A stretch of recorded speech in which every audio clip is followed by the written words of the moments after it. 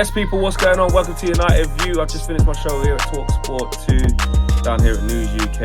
And while I was live, there was a situation on the net by the Mirror that's basically saying that PSG are going to offer 75 million smackaroonies for Marcus Rashford, and Manchester United value him closer to 100 million. So, of course, you know what it's like with the Flex's views. Doesn't matter where I am, I bring them to you. I react. And sorry if it's a little bit shaky. Maybe Owen in post could just sort of do some stabilization or, you know what I'm saying, one of those types of things. So, and bear with me because I'm going to have to keep changing hands because my hands ain't got it like that. But Rashford, 75 million. What would I do? What would you do? And bearing in mind, Man United value him close to 100 million. The first thing I would start with is that it's a big sum of money.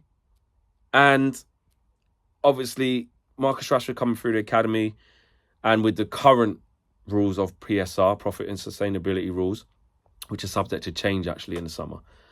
But currently, it would represent pure profit because he's an academy graduate.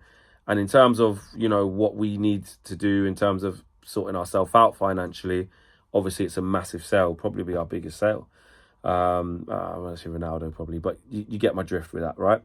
So there's something to look at. Of course, with how it's been going, a lot of fans are like, listen, sell him and, you know, this, that and the other. And like, if the money comes in, and I've even said before, look, if the price is right and Marcus wants a fresh start, then fine. But look, I know a lot of people don't agree with this, but I still want it to work for Marcus Rashford. I do. It pisses me off. Like the Belfast thing and the fact he hasn't looked happy, and it really does piss me off because I look at him from the academy as someone who I want to see go further than anyone. I want to see it work out for him. But it just isn't. Or it just hasn't. Or it's like this. It's like one season on, one season off. And like I've said, and I have to keep the same energy. I have to keep the same energy, though, when it does come to it, even though there's a bit of a soft spot because an academy graduate. I have to keep the same energy, which is that if we're rebuilding this squad, pretty much everybody can get it. Do you know what I mean? And, you know, I said, really, the only players that I'm going to be investing into really is the Kobbie Mainus, is the Rasmus, is Martinez, is Garnacho. And, you know, look at the situation with Onana. We'll see how it goes. But really, in terms of the old guard, if we're going to change things and accept big money for it to change things, then I'm not in this player FC of like, this player cannot be sold. We don't have any players, apart from the young ones coming through, you want to keep, like Kobbie Mainu's a gem. There's no one who's like, oh, they're just so indispensable, no matter how much money's offered, like, you can't sell them. Because these players don't have any leg room. The players that we've had for the last few years, you know, haven't won anything significant. It's not like there's Champions Leagues in the bank. It's not like there's Premier Leagues in the bank. There's world-class levels, you know, of consistent levels over many sustained years in the bank, where we're like, this player is indispensable for no matter amount of money. So from that side of it, if the money's right, you can't turn your nose up at it.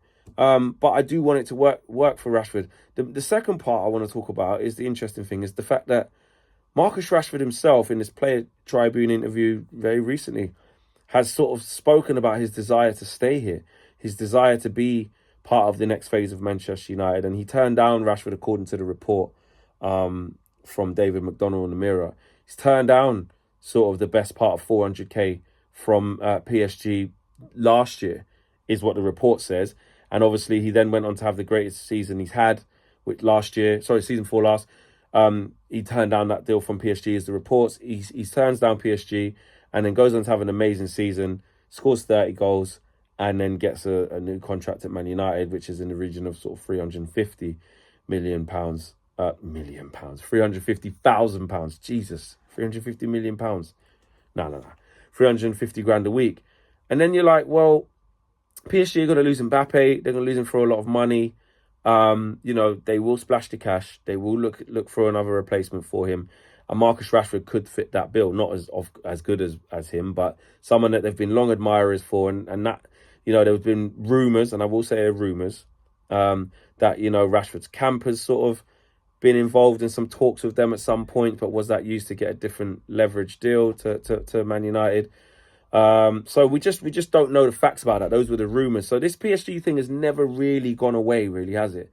And that's where I'm like, but would Marcus see himself leaving Man United, going to PSG, being the main guy there. He'd score. Marcus Rashford would score a lot of goals in the French league. He would do well at PSG. I'm not saying he'd be Mbappe levels because he wouldn't, but he would do well, and I can see why PSG would want him. But I just don't know if he's going to be willing to leave. Now, would he want a fresh start? He's just literally been in the Players' Tribune, like I said, saying that isn't the case. But, and then we've got to think about INEOS. INEOS know that Marcus Rashford is Mr. Man United. He's Manchester born and bred. He's one of our top earners, and we're trying to build a team around him and want him to be one of the main stars of this team.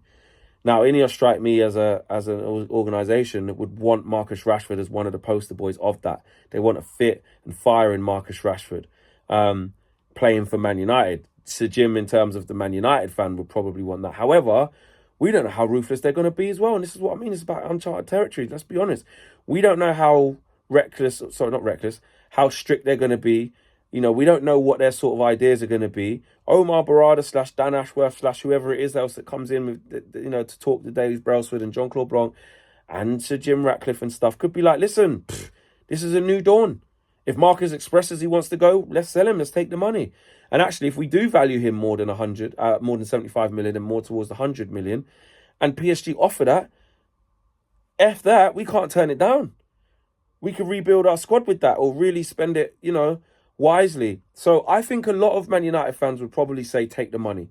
If it's 75 plus, if it's like 80, 85 million, I think a lot of fans would say take the money. If you get 100 million, you almost have to, no? Because that means you're saying at 100 million, Marcus Rashford's, he's worth more than that in the weight of gold. Like, we can't lose him for that money.